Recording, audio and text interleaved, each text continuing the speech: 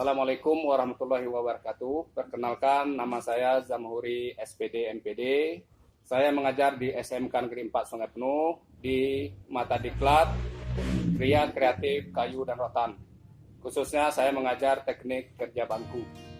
Maka pada hari ini saya ingin melakukan pelatihan asesmen kompetensi minimal pada angkatan yang ketiga, yaitu hari Kamis 14 bulan 1 2021 sampai dengan Senin 18/01/2021. Mendaftar menjadi peserta pelatihan AKM, kita memulai dengan membuka SIM PKB. Maka lebih dulu kita buka SIM PKB, nomor UKG kita. Kemudian setelah itu kita masukkan passwordnya dan kita linkkan dengan SIM PKB tersebut. Maka setelah itu, setelah terbuka SIM PKB, maka kita melihat sesuai dengan apa yang kita inginkan tadi. Di sana terdapat link-link yang pada kita tuju, yaitu asesmen kompetensi minimal.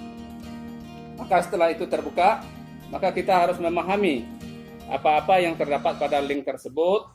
Dan setelah kita pahami, kita kerjakan semua soal-soal yang terdiri dari literasi dan soal-soal numerasi. Maka setelah kita kerjakan, setelah itu baru kita kirimkan jawaban-jawaban yang dari soal-soal tersebut. Mari kita mencoba bersama untuk melakukan asesmen kompetensi minimal. Semoga kita semuanya mendapat ilmu yang bermanfaat dari program ini. Mari kita lihat ini programnya nih Bu. Ini pengantar program Bintek untuk seri asesmen kompetensi. Kita lihat topik 1. Topik 1 ini adalah berkaitan dengan literasi. Literasinya mari kita lihat satu-satu. Nah, setelah selesai ini, mari kita selesaikan soal-soal satu persatu. Setelah selesai satu soal, maka kita boleh melanjutkan kepada soal berikutnya. Nah, jawaban yang ini bisa kita lihat. Kita harus betul-betul memahami soal-soal tersebut. Yang disebut dengan literasi bukan saja mengenal, bisa membaca, tetapi kita lebih bisa menganalisa seluruh komponen yang ada di dalam hal tersebut. Jelas Bu, kira-kira? Ini Pak, yang nomor 1 Pak. Ya. Tentang literasi ini Pak. Yang ini, mari kita lihat dulu, dibuka. Kira-kira apa yang bisa kita tangkap dari soal-soal ini. Baik literasinya, kita dianalisis sesuai dengan topik atau topik yang ada di dalam soal-soal ini.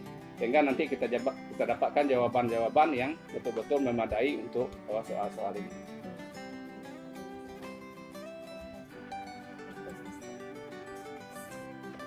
Nah, ini merupakan materi-materi yang harus kita pelajari di dalam melakukan pelatihan asesmen kompetensi minimal. Jadi mari kita lihat, sebelum kita melakukan pembelajaran, kita harus mempelajari, kita harus melakukan telaah terhadap materi-materi tersebut.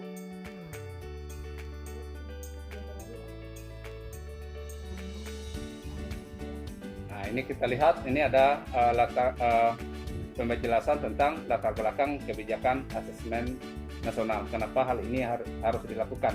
Kenapa tidak lagi kita melakukan ujian tulis berbasis komputer atau ujian semenjak zamannya Pak Nadiem Makarim, maka diganti menjadi asesmen kompetensi minimal.